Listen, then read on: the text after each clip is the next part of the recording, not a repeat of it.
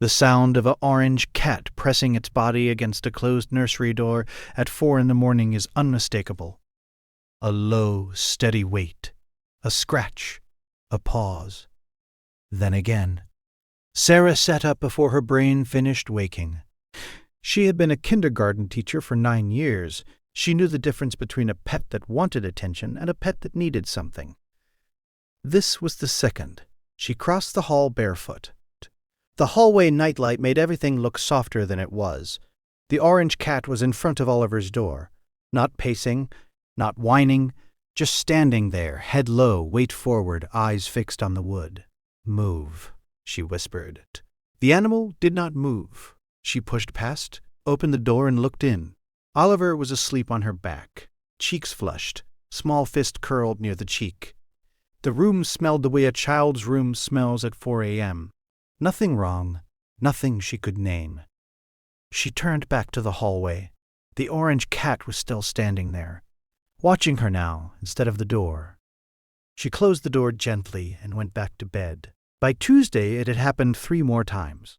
By Thursday, Steve was awake too. "It pushed me," he said over coffee. "I went in to check on her at 1. The orange cat pushed against my legs hard. I almost fell." He laughed, but it was the wrong kind of laugh. The laugh of a man who had not yet decided what story he was going to tell himself about what was happening in his house. Sarah did not laugh. She had been thinking about it for 4 days. "It's possessive," she said. "I've seen this before with families. The animal forms an attachment to the child and starts to read normal caregiving as a threat. We need to be careful." She said it because she believed it. She said it because she had seen it. 20 families across 9 years. The pattern always started the same way. The animal positioning itself between the parent and the child. The animal refusing to move. The animal escalating until somebody got bitten or somebody got hurt. She knew what came next. On Friday, she called the rescue she had used for 2 previous families. She did not tell Steve she had called. She told herself she was just exploring options. She told herself she had not decided anything yet. On Saturday morning, the orange cat would not let her into the nursery at all. It stood across the doorway with its body turned sideways. When she stepped forward, it stepped forward with her, not aggressive. Just there, filling the space she needed to fill. Oliver was crying inside the room, a short, breathy cry that Sarah did not recognize. Not hungry, not tired, something else. She tried to push past. The orange cat did not move. Mark. Her voice came out flat.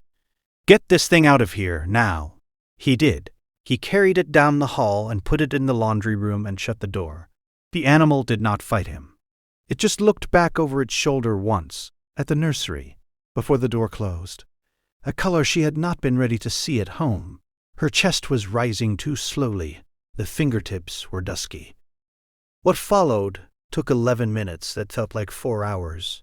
The 911 call. The voice on the phone telling her exactly which way to position the child. The lights of the ambulance turning the bedroom blue and red and blue and red. The IV, the oxygen mask, the size of Oliver's whole face. In the hospital hours later, the cardiologist on call that night sat down across from her with a chart in his hand. It was a silent RSV infection narrowing the airway. 1 breath at a time, he said. Another 9 minutes, and we would be having a very different conversation. That came later. She just nodded the way you nod when you do not yet know what to do with what you have just been told. Was she symptomatic before this morning? The doctor asked. She thought about the door, about the nights, about the orange cat standing in the hallway at 4 a.m. with its eyes fixed on the wood, like the wood was a problem it was trying to solve. "Maybe," she said. "I think, yes." The car was very quiet. Steve stayed at the hospital with Oliver. The streetlights were just coming on.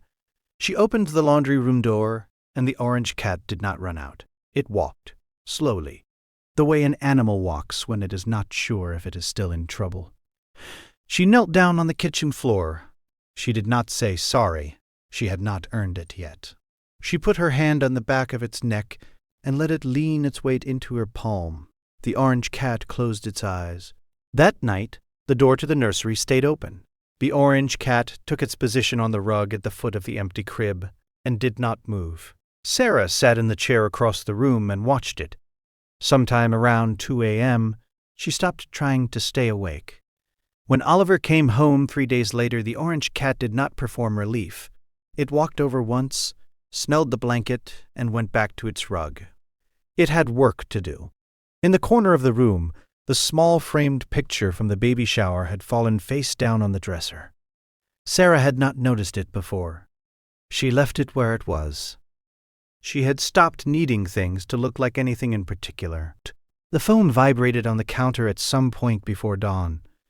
She did not look at it. She watched the rise and fall of the small chest in the crib and the steady weight of the animal on the rug at her feet. And she thought about how many other parents and how many other houses and how many other towns had been one closed door away from a story they would never learn the ending of. She would tell this one, eventually. Not yet.